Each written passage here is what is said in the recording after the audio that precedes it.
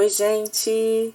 Hoje vamos falar de ortografia e vamos falar hoje de um aspecto muito importante da ortografia, que é o uso dos porquês. O uso dos porquês é muito complexo, então precisa-se de uma regra, precisa-se de uma estratégia que faça com que você resolva, se é junto, separado, com acento, sem acento, o mais rápido possível.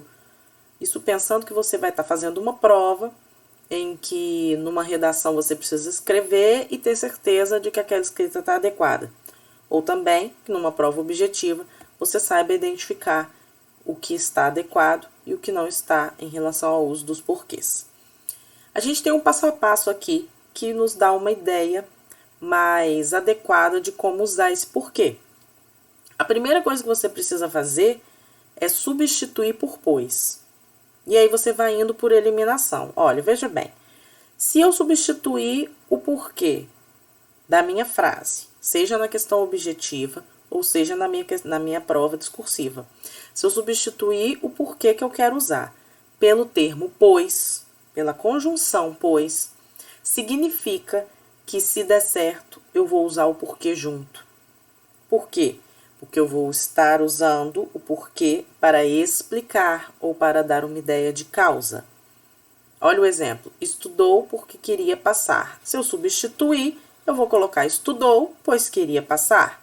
Mantenho a correção gramatical e com isso tenho certeza que o porquê junto é melhor aí para ser utilizado.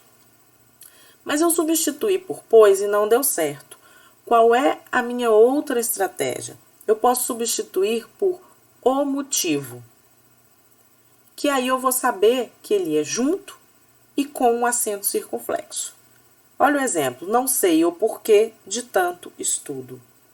Nesse caso, eu substituindo por pois, eu não consigo, olha, não sei, pois de tanto estudo, ou seja, não é o porquê junto sem acento. Mas se eu substituo por o motivo, não sei o motivo de tanto estudo, a correção gramatical se mantém.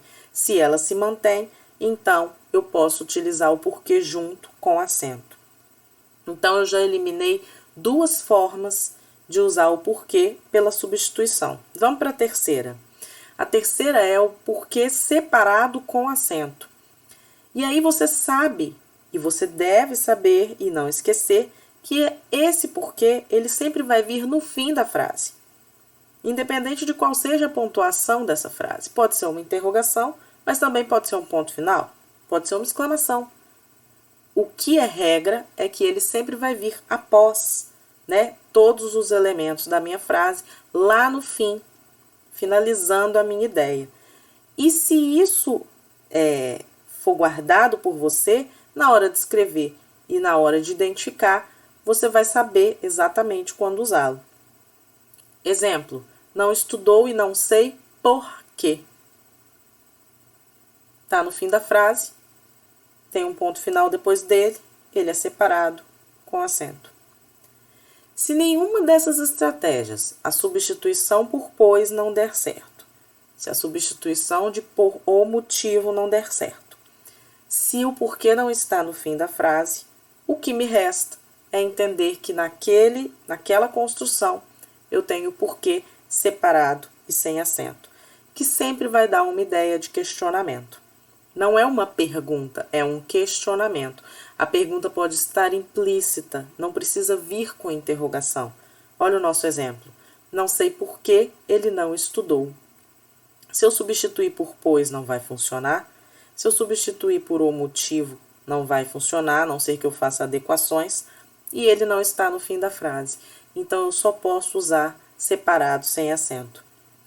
Essas são as estratégias que mais otimizam o seu tempo para usar e identificar o porquê na hora de uma prova.